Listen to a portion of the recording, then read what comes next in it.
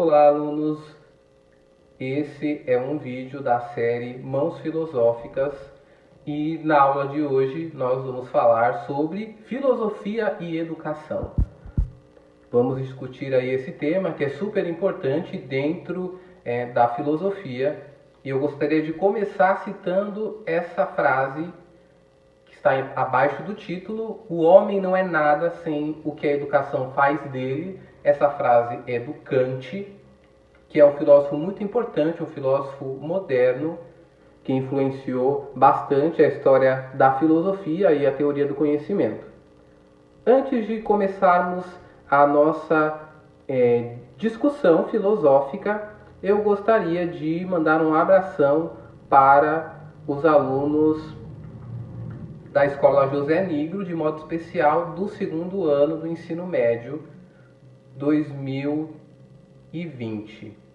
Muito bem, vamos à discussão do nosso vídeo. Filosofia e educação são termos que possuem uma relação? Existe uma relação entre filosofia e educação? Então a primeira coisa que devemos fazer é pensar: o que é filosofia? Filosofia é essa área aí muito bacana, muito interessante, que trabalha com o pensamento humano, trabalha com a reflexão, com aquilo que é especulativo, com a criticidade, como muitos falam, e educação. Educação vem do grego e quer dizer ócio, lugar do ócio, vem desse sentido. Ou seja, é para a gente ficar sem fazer nada? Não. Na verdade, é para a gente ter tempo livre para estudar, para se ocupar daquilo que realmente importa para os gregos, que é o estudo. Então, filosofia e educação tem tudo a ver, e é isso que nós vamos ver nesse vídeo. São termos que dependem aí um do outro. A filosofia, na verdade, está em todo lugar. É preciso perceber isso. Em todo lugar tem filosofia. E é preciso saber perceber onde a gente encontra filosofia e como ela influencia a nossa vida. Antes de chegarmos nesse ponto, é preciso falar sobre concepção antropológica, a ideia de ser humano. E como é que funciona isso?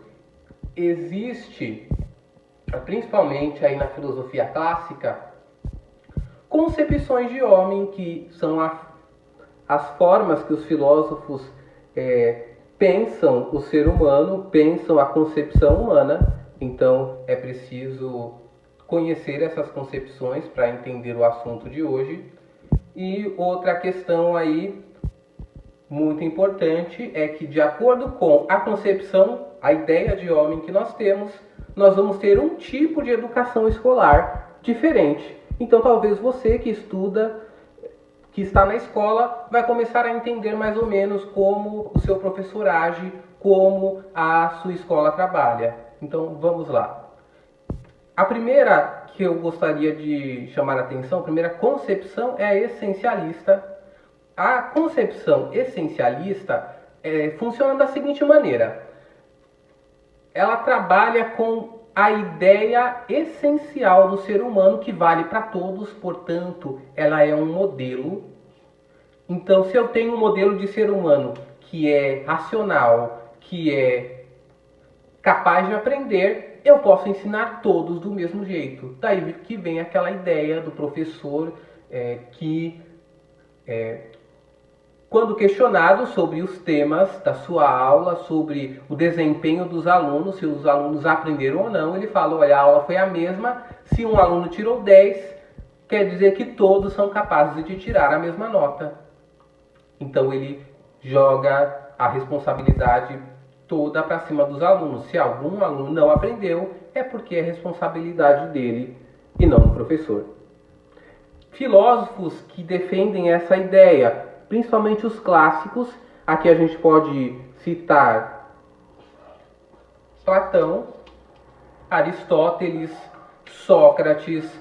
Eles defendiam essa ideia de homem. Lembram lá Platão, o mundo das ideias, quem conhece filosofia, essa questão aqui essencialista, a ideia perfeita de homem para Platão está no mundo das ideias. Nós temos também a concepção naturalista. A concepção naturalista nasce na Idade Moderna, com Descartes, que é um filósofo moderno, John Locke. Esses filósofos, eles falaram também do ser humano. Descartes definiu o ser humano como mais razão do que outra coisa. E a partir dessa concepção, dessa ideia, nasceu a psicologia comportamental. A psicologia comportamental trabalha com o comportamento humano mais do que com a psique, com a mente, com a mente no sentido de psicologia, não de filosofia, vamos deixar bem claro aqui. Então, todos têm um comportamento padronizado, é quase como um retorno aqui a essencialista. Então, se eu tenho o mesmo comportamento, a educação vai ganhando uma estrutura comum, que não é mais baseada naquela essência, mas agora na ideia de que é da natureza humana agir de determinada maneira. Assim, a gente tem o quê? Os cursos técnicos, eles nascem a partir da concepção naturalista. Que eu tenho um comportamento padronizado, então eu crio técnicas padrão para ensinar. Aí eu crio seres humanos que não são tão críticos, mas que são capazes de exercer funções padronizadas para trabalhar em empresas que são setorizadas. E outra, a última concepção aqui nossa, é a crítica social. A concepção crítica social tem como base aí o Marx, e Marx defendia que o homem se transforma pelo trabalho, e essa concepção diz que nós somos construídos, nós nos construímos, portanto, a educação deve ser baseada num eterno construir e não num padrão. Então cada pessoa se desenvolve de um jeito, tem o seu tempo para aprender e deve ser educada de maneira crítica para pensar sobre a sua realidade. Uma outra questão aí é desse filósofo aqui chamado Adorno, que é da escola de Frankfurt do século XX. O Adorno, que é muito importante para Enem, já deixo marcado aí para vocês, ele tem uma teoria sobre Auschwitz. Auschwitz foi aquele campo de concentração famoso, que foi um grande pesar aí para a humanidade. E o que acontece com Auschwitz, segundo Adorno, Hitler só conseguiu fazer o que fez graças aos técnicos, porque ele tinha pessoas próximo dele que colaboravam para criar meios eficazes de eliminar judeus e todos aqueles que estavam presos em campos de concentrações. Então, se não existissem aqueles técnicos, basicamente é isso que Adorno fala, colaborando com Hitler, ele não teria feito tanto mal como ele fez.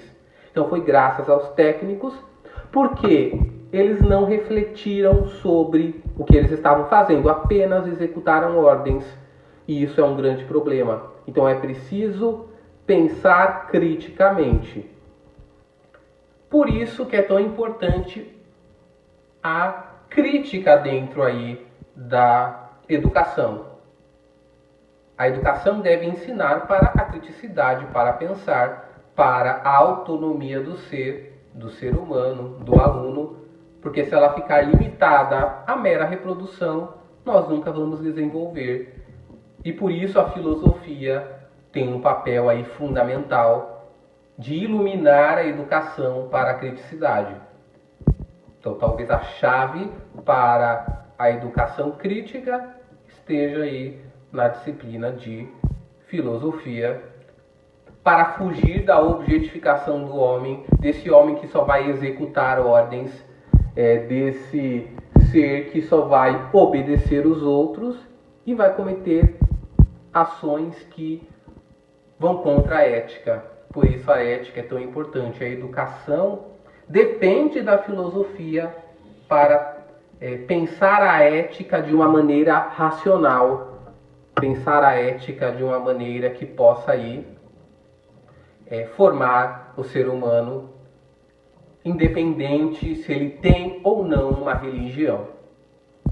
Aí, para nossa reflexão, ficam aí algumas perguntas, reflexão após esse vídeo.